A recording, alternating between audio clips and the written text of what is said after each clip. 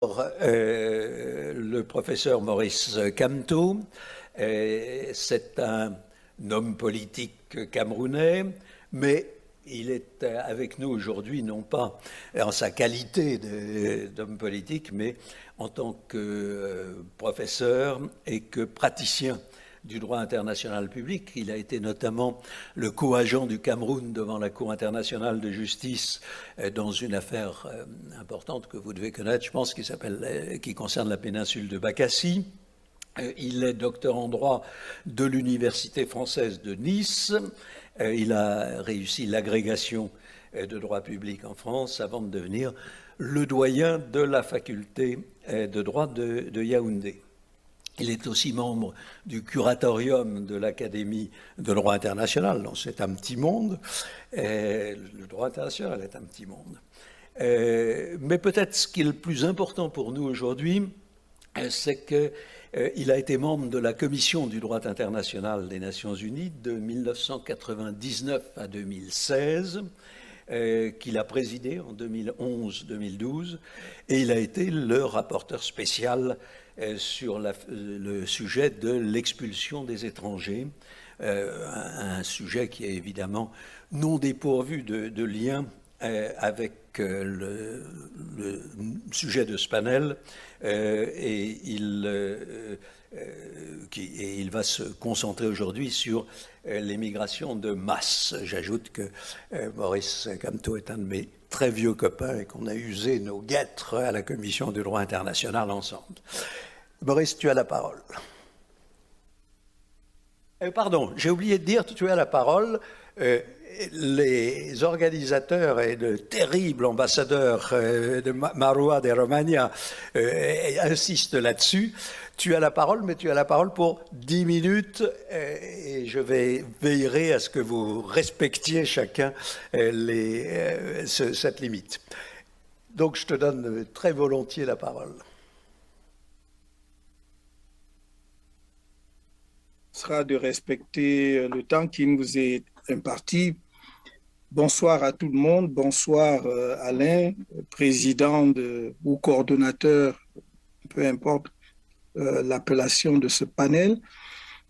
J'ai le plaisir d'y prendre part pour parler d'un sujet qui, à mon avis, devient un des défis majeurs pour les États et d'ailleurs pour le droit international du XXIe siècle. Au fond, en parlant des étrangers, on revient en quelque sorte aux origines du droit international, puisque si on regarde les écrits des premiers auteurs, que ce soit ceux que l'on considère comme les pères fondateurs ou les pionniers, peu importe, on se rend très rapidement compte que leur attention avait porté au départ principalement sur le sort des étrangers dans les pays d'accueil.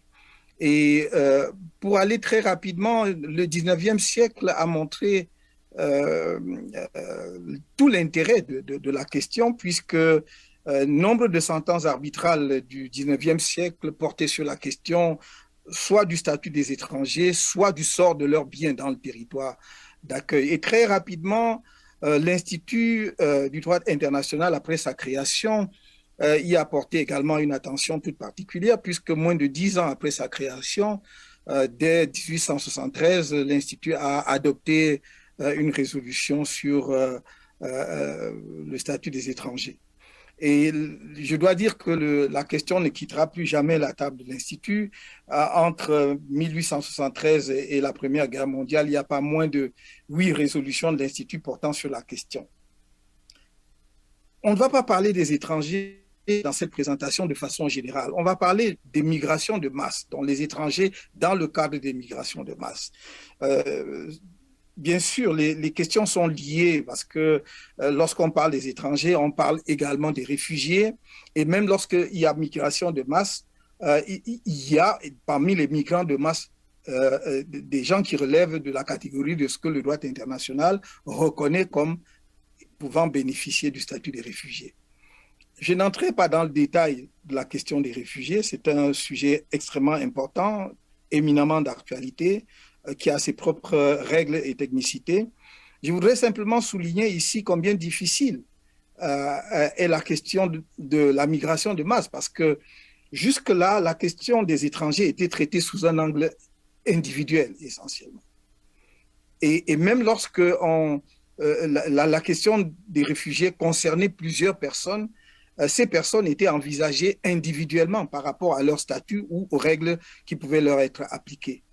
Est-ce que ce régime propre à l'étranger, dans le cadre, par exemple, du droit des réfugiés, peut être transposé purement et simplement dans le cadre des migrations de masse?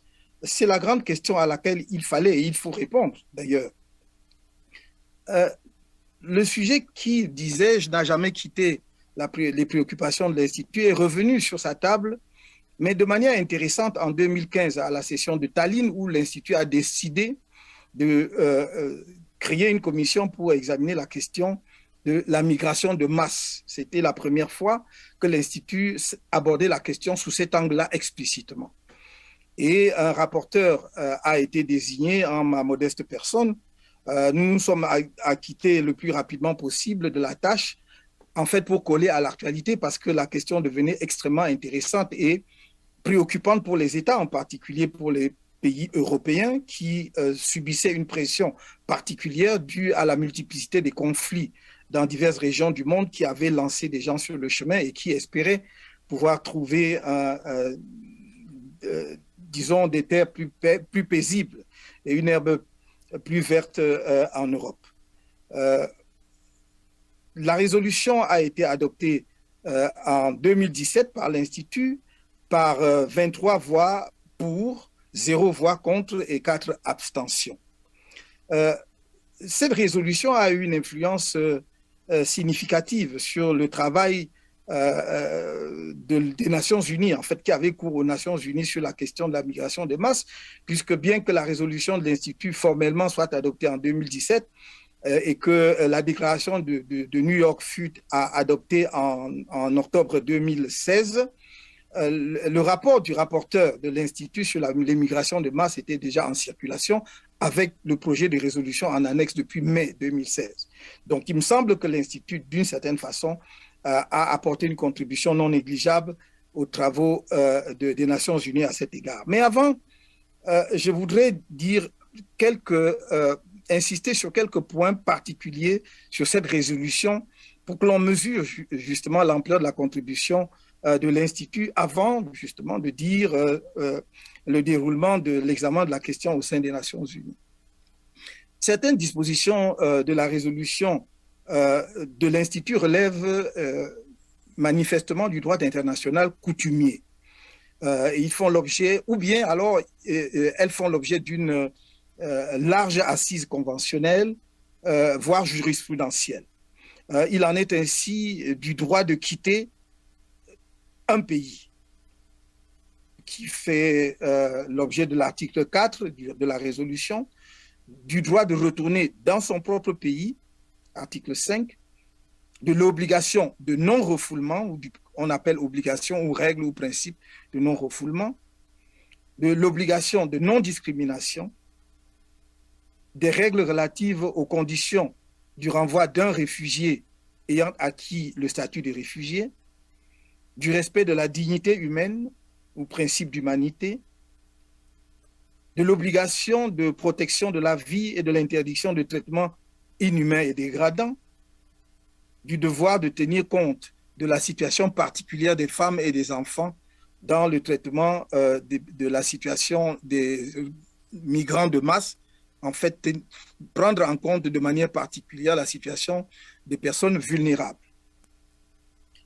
D'autres dispositions relèvent du développement du droit international et ces dispositions, bien que n'étant pas consacrées de manière coutumière, pour la plupart sont largement soutenues par une bonne partie de la doctrine. Je ne vais pas m'y attarder outre mesure. Il me suffira ici de mentionner, par exemple, l'interdiction d'un renvoi collectif des migrants qui s'inspire aussi de l'article 9 des articles de la Commission de droit international de 2014 sur l'expulsion des étrangers.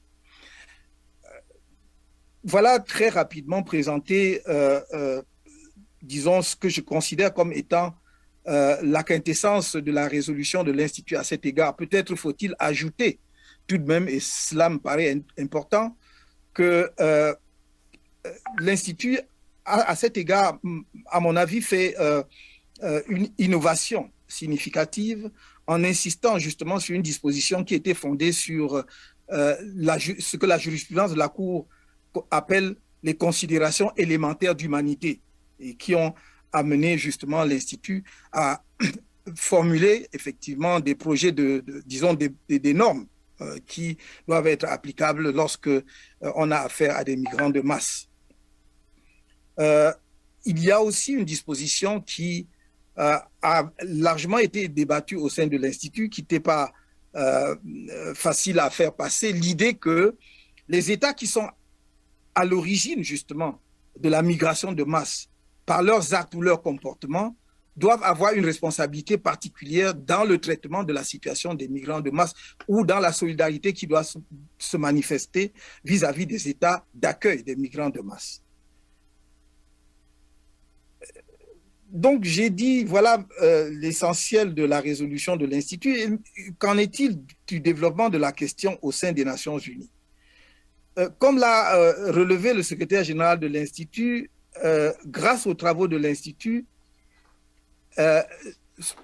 en particulier la résolution donc adoptée en 2017, l'Institut a été en mesure d'apporter une contribution à cette question d'une actualité brûlante. Sous ce rapport, il ne paraît pas déplacé de dire que même si effectivement on n'a pas toujours cité la contribution de l'Institut à cet égard, la déclaration de New York doit beaucoup aux travaux de l'Institut.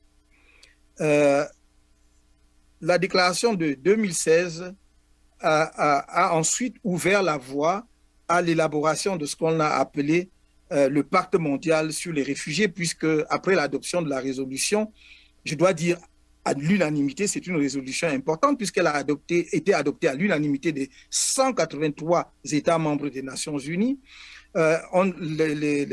L'Assemblée générale a demandé au Haut Commissariat des Nations Unies aux réfugiés de préparer un projet de pacte mondial sur les réfugiés qui devait être soumis le projet à l'examen de l'Assemblée générale en 2018 et effectivement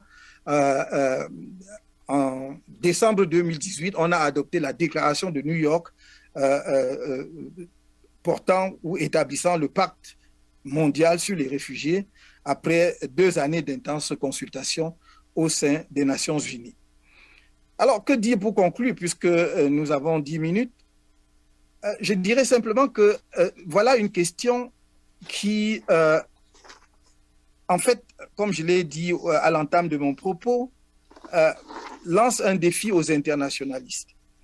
Le droit international est un droit des États, mais comme on l'a dit en diverses autres circonstances, le droit international s'humanise et s'humanise de façon tout à fait particulière depuis l'avènement des droits de l'homme et le traitement des migrants de masse devrait en tout cas s'inscrire dans cette dynamique de l'humanisation du droit international. Car au fond, les migrants ne partent pas parce qu'ils veulent, et ce n'est pas parce qu'ils ont le goût de l'aventure. Personne ne peut prendre le risque de traverser le Sahara en sachant qu'il peut mourir, il peut y trouver la mort à tout moment, ou en se jetant dans la Méditerranée, voire l'océan Atlantique, en sachant qu'il ne trouvera pas l'autre rivage. Parfois, ils sont simplement à la quête du mieux-être. Sans doute aussi sont-ils sur les traces, justement, des rapports asymétriques qui ont conduit certains États, au fond, à piller les ressources des autres États et à les laisser dans un état de dénuement tel que leurs populations n'ont pas d'autre choix que d'aller justement à la quête d'un mieux-être là même où leurs propres ressources sont le mieux utilisées ou en tout cas dont on peut en jouir le mieux. Alors, je sais que c'est une aventure et une aventure difficile. C'est pourquoi je terminerai par ces propos du poète mauritanien Abdoul Ali War qui dit, parlant du lieu où le réfugié veut se rendre, il dit « lieu de nulle part, tant qu'était mon île, ma terre promise, vers laquelle tant de bateaux partis ne sont point arrivés. Je vous remercie.